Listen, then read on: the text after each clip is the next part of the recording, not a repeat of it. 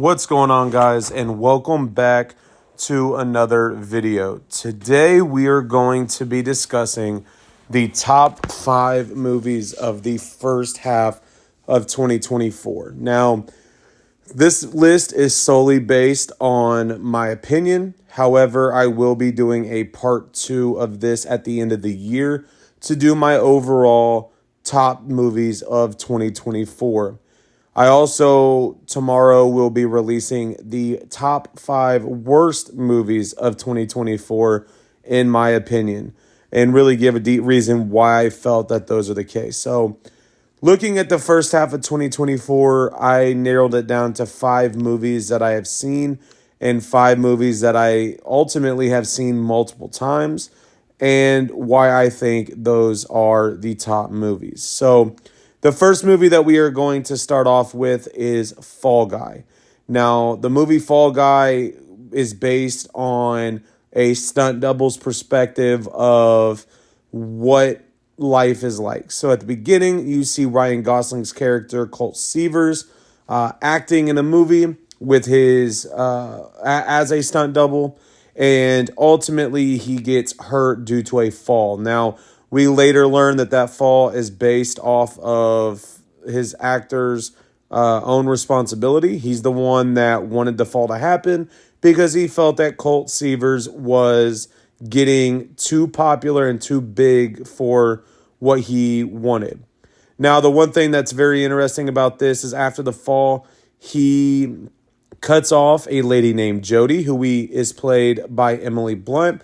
And ultimately, Emily Blunt becomes a director of a film. And Colt is sent over to Australia to ultimately replace a missing stunt double on the film.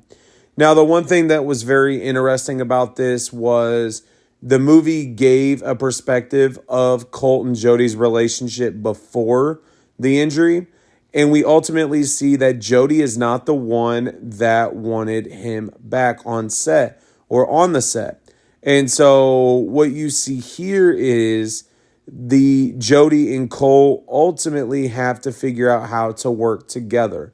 Now, in this movie, Cole is ultimately framed for murder, and he is framed for murder because the man that he is doubling for kills his stunt double that he had on set when they both were drinking, doing drugs, and he kicks him, and it ultimately kills him.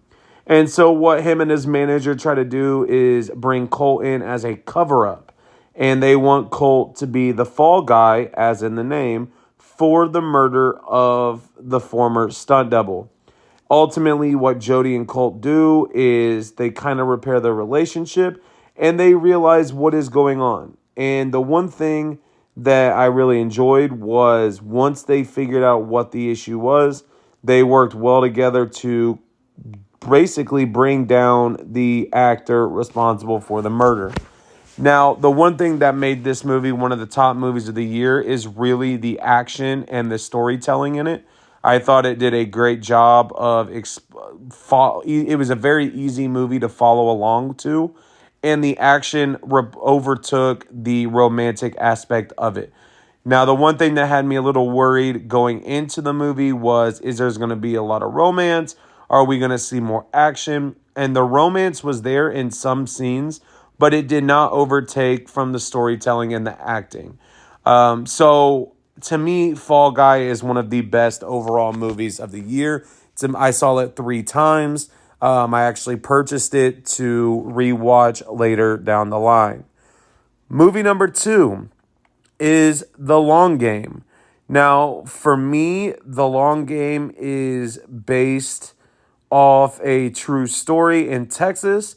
The focus of the movie is centered around a man named JB. JB is hired to be the superintendent of a school district, and he also sees students that are playing golf on this journey. What he ultimately does is decide to give those students an opportunity to establish a golf team, and that team would go on to create a team and play in tournaments. Now, the one thing that's really set up this movie was at the beginning. JB wants to join a golf club or a country club, and he's rejected because he is Hispanic. A former soldier friend of his that he served with named Frank is the one that suggested that he try to get approved, and ultimately he is denied. Now, the one thing that made this real interesting was this movie centered around golf and the formation of a team and how working as a team to solve problems will help you in the long run. But it is highlighted by the discrimination against Hispanic people at the time. Now, the one thing to keep in mind in this film is while the racism is there and the discrimination against Hispanics is there, the big thing that I really thought put this movie at the top was how are they going to overcome it? So JB and Frank keep encouraging the kids, and they also all begin to work together about how do you overcome the challenges that are presented to you. But more importantly, how do you overcome the predetermined challenges? So there's a scene in the movie where one of the golfers is playing for the state. They're in the state title game, and one of the white golfers tries to deduct points because he said that he did something. And earlier in the film, this same character tried to fight another golfer. And so JB, who at this time was banned from being there, that's something you have to watch the movie to find out why, he is kind of spying on the course and sees that this is taking place. And ultimately, it leads to him making the right decision. Great movie overall. That is why it is in this top 5 list. Another movie, Ghostbusters Frozen Empire, is one of my favorite movies of the year. Ghostbusters Frozen Empire follows Ghostbusters Afterlife. So you see Mr. Gruberson and Callie, Trevor and Phoebe. They all now move from out west. They are now living in New York, back at the firehouse.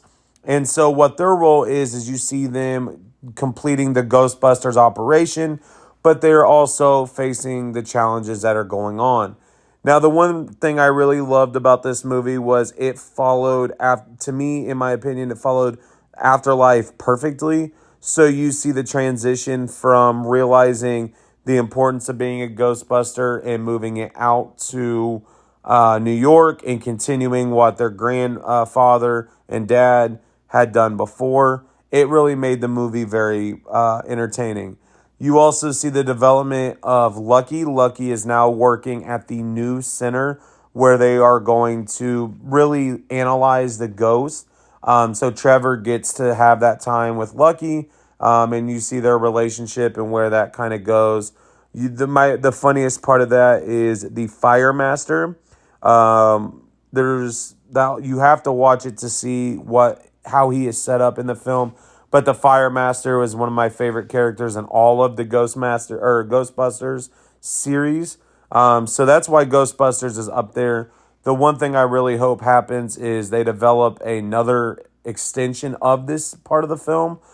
So we get to see Mr. Gruberson and Callie and all of them come back together. And the real reason I think that is because I think you saw Phoebe and Mr. Gruberson's relationship change from being a teacher-student, because he was her summer school teacher, to now being a dad-daughter relationship.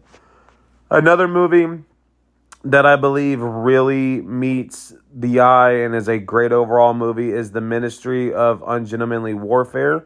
This movie is based off a book based from a secret operation that Winston Churchill set off in the World War II. Now, I'm not going to spoil a whole lot of aspects of this movie, but the two things that really stand out about this movie are the action and the character development. The one thing is even though they are working as a group, each specific character has a role. Whether it's the men or the woman, they all have a role in completing the task that is given.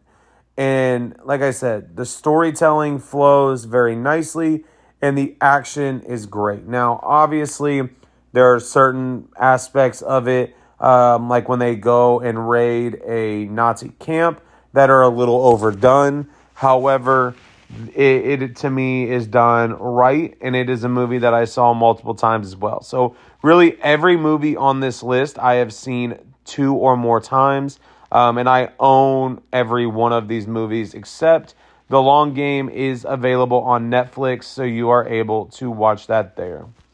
The 5th movie that falls on this list is a recent release, and that would be Fly Me to the Moon. Now, Fly Me to the Moon is, as I've mentioned in a previous video, based on the space race and really the goal to beat Russia going forward in the chance to get to the moon. This movie stars Scarlett Johansson, Channing Tatum, Woody Harrelson.